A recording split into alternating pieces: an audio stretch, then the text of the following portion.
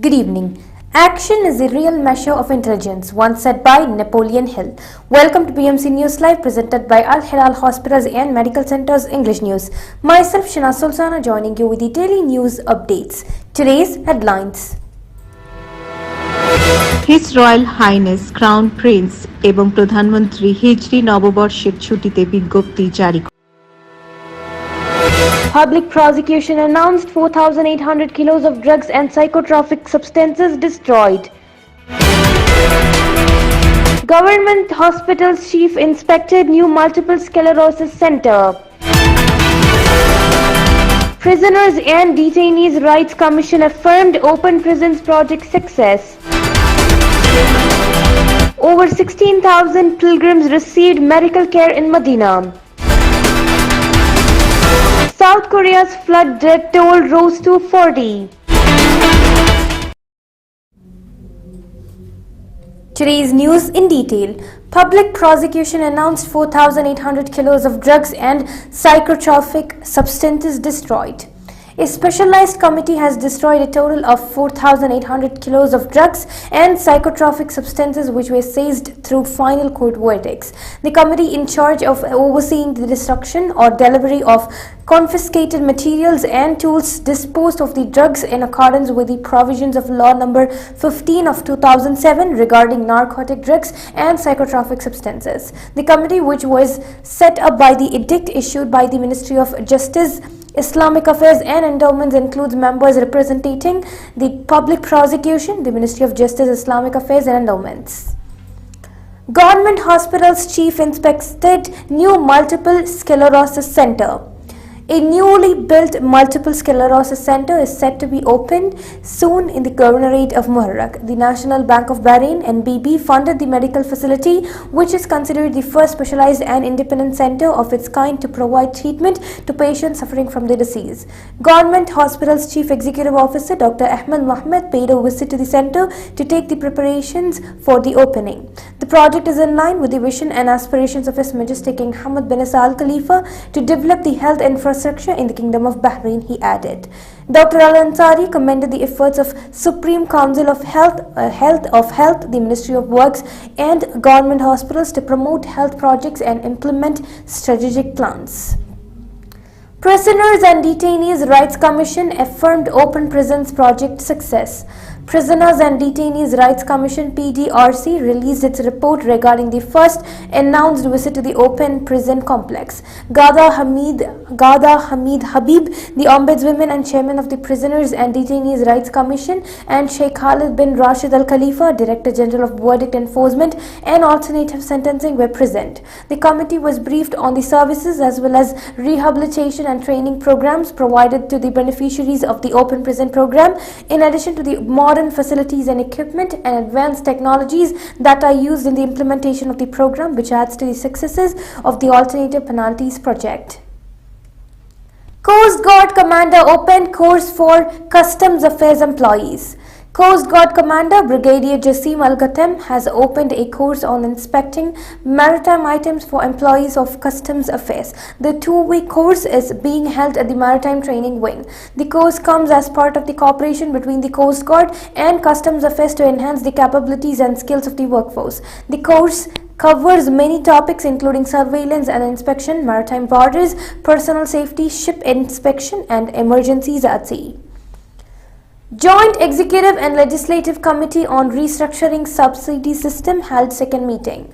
The Executive and Legislative branches yesterday held their second coordination meeting devoted to restructuring the government subsidy system. First Deputy Speaker of the Council of Representatives (MP) Abdul Nabi Salman, First Deputy Chairman of the Shura Council Jamal Mahmoud Fakhru, and Parliament Affairs Minister Ghanim bin Fadl Al Buainin chaired the meeting. The committee stressed that its joint meetings will discuss ways to raise the efficiency of government subsidies by ensuring that they will benefit eligible citizens only in accordance with the laws and regulations in force, as well as the eligibility criteria agreed upon by the two branches. The panel highlighted the increasing constructive cooperation between the legislative and executive branches in exchanging information and opinions, as well as responding to the inquiries submitted by the lawmakers.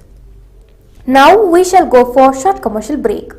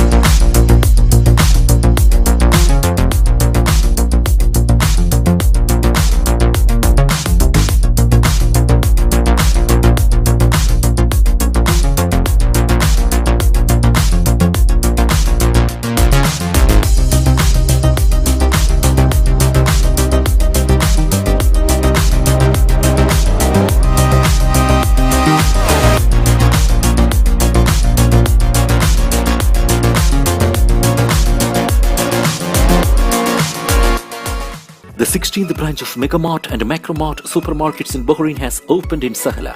The best offers are available to the customers at affordable rates. Everyone is welcome. During and around the opening day, a variety of fish including salmon, meat and dairy products, roastery, frozen items, food and non-food items, groceries, fruits and vegetables, electronics, garments and ready-to-eat food items are available to the customers at affordable rates. Hearty welcome to all. Megamart and Macromart, your favorite shopping destination.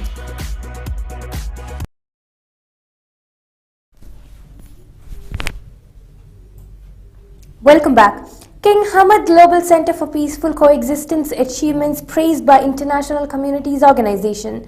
Sheikh Khalifa bin Abdullah Al Khalifa Al Khalifa, Board of Trustees Chairman of the King Hamad Global Center for Peaceful Coexistence, met a delegation from the International Communities Organization (ICO), where they discusses ways of cooperation between the center and the ICO.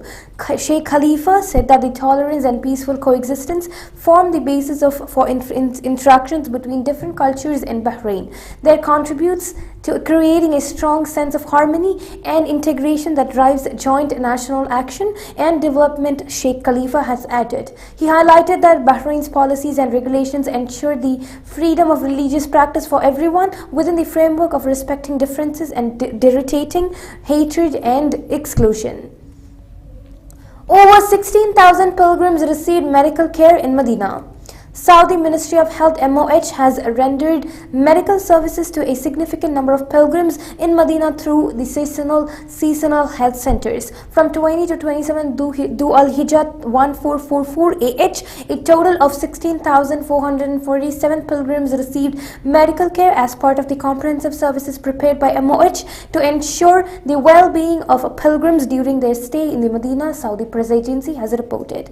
MOH highlighted that such medical attention is part of the government's commitment to providing pioneering services that adhere to the highest quality standards. These services are available around the clock at all air and land arrival and departure ports throughout the Hajj season. South Korea's flood death toll rose to 40. South Korean President Yoon Suk Yeol on Monday blamed authorities' failure to follow disaster response rules as the death toll from days of torrential rain rose to 40, including a dozen people found dead in a submerged underpass.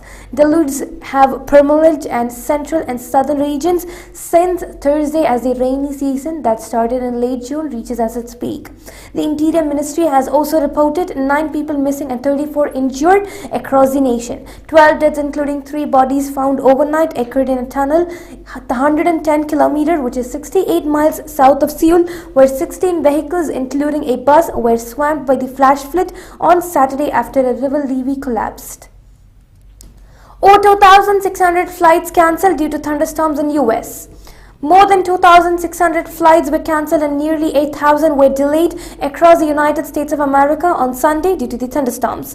Majority of these cancellations and delays were reported from the Northeast region, according to Federal Aviation Administration. Here, 1,320 flights were cancelled, with more than 350 alone from New Jersey's Newark Liberty International Airport. Severe weather also prompted ground stops at John F. Kennedy Airport and LaGuardia airports, the outlet further reported. Airlines posted advisories on Twitter urging passengers to check flight timing and weather condition before heading to the airport. Kaziranga flooded, around 1 lakh people in 13 Assam districts affected. The flood situation in Assam, India has not changed for the past 2 days, with nearly 1 lakh people affected by the second spell of monsoon floods. Flood waters have begun to enter Kaziranga National Park, a UNESCO World Heritage Site known for its one-horned rhinoceros. The Assam State Disaster Management Authority has released the latest update on the flood situation in the state. As of today, a total of 98 plus people are still reeling from the flood waters in 371 villages in 13 districts. However, no fresh fatalities have been reported and the death count this year stands at 7. The Dikko and Brahmaputra rivers are currently flowing above the danger level in several places in Assam. It has been reported. With this, we come to the end of today's news. Stay tuned for daily news updates in BMC News Live English at 1:30 p.m. Thank you so much for watching. Signing off, Parshana Sultana. Good night.